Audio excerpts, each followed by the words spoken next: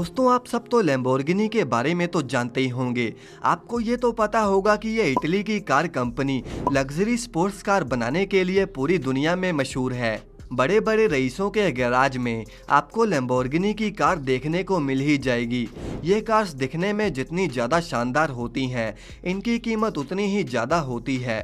दोस्तों, इनकी कीमत इतनी ज़्यादा होने के बावजूद भी ये कंपनी एक टाइम पर दुनिया में सबसे ज़्यादा कार सेल करने वाली कंपनी बन गई थी। लेकिन दोस्तों, आप ये जानकर हैरान हो जाएंगे कि कुछ सालों बाद ऐसा हुआ कि इस कंपनी के मालिक को इस कंपनी को ही बेचना पड़ गया। आज की इस वीडियो में हम आपको बताएंगे कि लैम्बोर्गिनी कार्स की शुरुआत कैसे हुई, और आज हम इस कंपनी को शुरू करने वाले शख्स की अनोखी स्टोरी के बारे में भी बताएंगे। तो चलिए देर न करते हुए वीडियो को शुरू करते हैं। दोस्तों, इस शख्स की स्टोरी की शुरुआत होती है 28 अप्रैल 1916 में। इटली के शहर रेनाज़ो में फेरुशियो लैम्बोर्गिनी का जन्म हुआ। फेरुशियो एक किसान के परिवार से ताल्लुक रखते थे।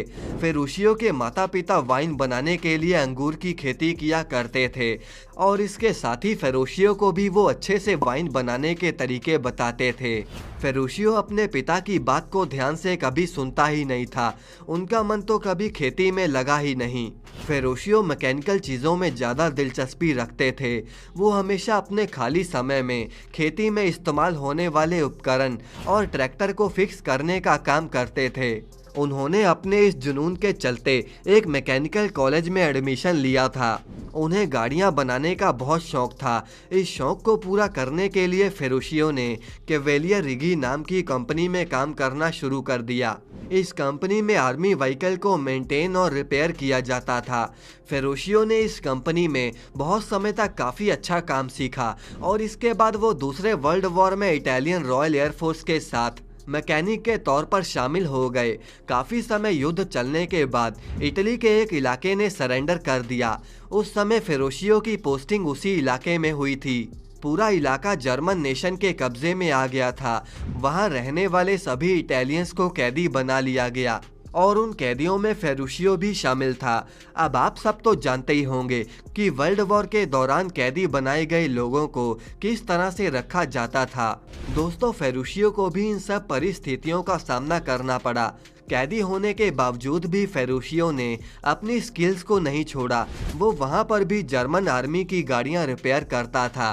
उनके इसी व्यवहार को देखते हुए उन्हें कुछ ही सालों में छोड़ दिया गया।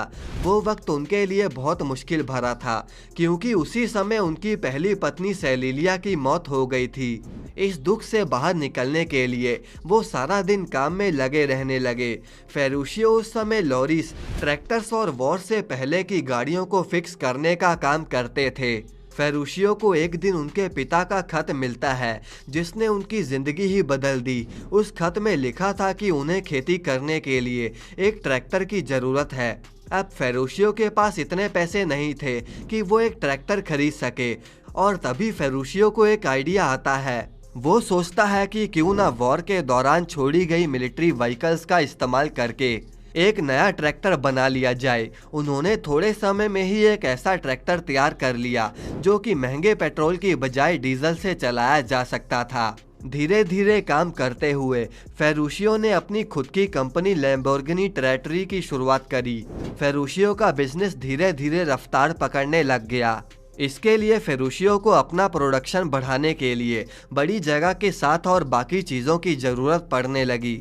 अपने बेटे की मेहनत को देखते हुए फेरुशियो के पिता ने अपना सब कुछ बेच के फेरुशियो को पैसे दे दिए, जिससे कि वो अपने बिजनेस को आगे बढ़ा सके। फेरुशियो की मेहनत और लगन की वजह से उसकी ट्रैक्टर बनाने वाली कंपनी पूरे इटली में फेमस हो गई। अब एक समय ऐसा आ गया जब फेरुशियो की कमाई बहुत ज़्यादा होने लग गई। उन पैसों की मदद से वो अपने शौक को पूरा करने लग गया। फेरुशियो को बचपन से लग्जरी और स्पोर्ट्स कार का बहुत शौक था, जिसके चलते उन्होंने मर्सिडीज से लेकर मज़राटी और अल्फा रोमियो जैसी शानदार गाड़ियां अपने गैराज में शामिल कर लीं। इतनी बड़ी कंपनी के मालिक होने के बावजूद उन्होंने अपनी मैकेनिकल स्किल्स को कभी नहीं छोड़ा, बल्कि उनकी किसी भी गाड़ी में अगर कोई कमी आती तो वो उसे खुद ही ठीक कर लेते थे। अब फेरुशियो ने सोचा कि क्यों ना अपनी इन गाड़ियों की लिस्ट में फरारी को भी शामिल किया जाए। उन्होंने फरारी का 250 जीटी मॉडल खरीदा। फेरुशियो को सबसे ज़्यादा दिक्कत उस फरारी की गाड़ी में ही आ रही थी। फरारी की गाड़ी में सबसे बड़ी दिक्कत उसके क्लच में थी। फेरुशियो ने उसे चेक करने के लिए गाड़ी को खोला तो उसने देखा कि ये वही क्लच था जिस क्लच को वो अपने ट्रैक्टर में इस्तेमाल करता है। इस बात की शिकायत फेरुशियो ने जब फरारी के फाउंडर एंजो फरारी से करी तो एंजो फरारी ने नाराज होकर फेरुशियो को जवाब दिया कि गलती क्लच की नहीं बल्कि गाड़ी चलाने वाले की है, और कहा कि तुम जैसे ट्रैक्टर चलाने वालों को फरारी जैसी लग्जरी गाड़ी कहाँ समझ आएगी। अब ये बात सुनकर फेरुशियो को बहुत बुरा लगा। उसने उसी समय ठान लिया कि वो पूरी दुनिया को बताएगा कि असली स्पोर्ट्स कार किसे कहा जाता है। अपने इस नए सपने को पूरा करने के लिए फेरुशियो ने लैम्बोर्गिनी के नाम से एक और कंपनी खोली। उस कंपनी में गाड़ियां मैन्युफैक्चर करने वाले लोगों को रखा गया। फेरुशियो ने 3 लैम्बोर्गिनी के पुराने वर्कर्स को भी काम पे रखा। फेरुशियो ने कुछ महीनों में ही अपनी पहली कार तैयार कर ली जिसका नाम उन्होंने लैम्बोर्गिनी 350 GTI रखा। ये कार लोगों को बहुत पसंद आई।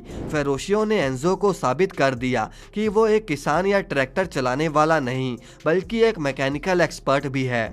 जैसे जैसे वक्त बीतता गया लैम्बोर्गिनी का जुनून बढ़ता चला गया। खास करके स्पोर्ट्स कार के मामले में लोगों को लैम्बोर्गिनी का डिज़ाइन बहुत पसंद आता था। लैम्बोर्गिनी के पॉपुलर डिमांड को देखते हुए साल 1966 में लैम्बोर्गिनी ने 2 नए मॉडल्स को लॉन्च किया था।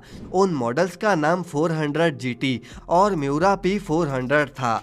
देखते ही देखते ये दोनों मॉडल भी बहुत ज़्यादा फेमस हो गए। अपनी इसी कामयाबी के चलते लैम्बोर्गिनी ने एक से बढ़कर एक मॉडल्स को लॉन्च किया जिसमें एस्पाडा, एस्लीरो और उराको जैसी और भी गाड़ियां शामिल थी। धीरे धीरे करके लैम्बोर्गिनी एक बहुत बड़ा ब्रांड बन गई। साल 1973 में आर्थिक मंदी के कारण पेट्रोल और डीजल की कीमतों में आई बढ़त की वजह से कार्स की सेल पर काफ़ी बुरा असर पड़ा। उस समय सबसे ज़्यादा प्री ऑर्डर इसी गाड़ियों के थे। गाड़ियां ना खरीदे जाने पर कंपनी को बहुत नुकसान हुआ। अब एक ऐसा समय आ गया जब फेरुशियो ने इसे बेचने के बारे में सोचा। साल 1998 तक लैम्बोर्गिनी ने अपने कई मालिक बदले और उसके बाद ये कंपनी वॉक्सवैगन के पास आ गई। उसने इस कंपनी को ऑडी डिवीज़न में रख दिया। वॉक्सवैगन ने इसके कई शानदार मॉडल्स को लॉन्च किया जिससे 2016 में इसने अपने सारे पुराने रिकॉर्ड तोड़ दिए और एक बार फिर से ये दुनिया भर में लोगों की पहली पसंद बन गई। वैसे दोस्तों आपकी फेवरेट गाड़ी कौन सी है कमेंट करके हमें ज़रूर बताएं और इस वीडियो को लाइक करके चैनल को सब्सक्राइब करना ना भूलें।